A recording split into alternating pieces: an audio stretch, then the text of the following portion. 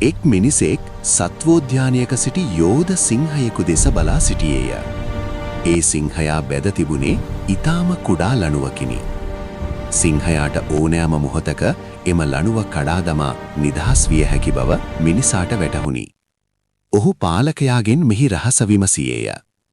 පාලකයා පැවසුවේ මේ සිංහයා කුඩා කාලයේදීත් අපි බැන්දේ මේ වගේම ලණුවකින්. එතකොට එයාට මේක කඩන්න ශක්තියක් තිබුණේ නැහැ.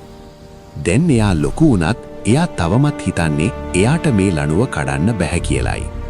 සිංහයා බැදි සිටින්නේ ලණුවෙන් නොව මට බැහැ යන ඔහුගේම සිතුවිල්ලෙනි. මෙම කතාවෙන් ලබා දෙන උපදේශය.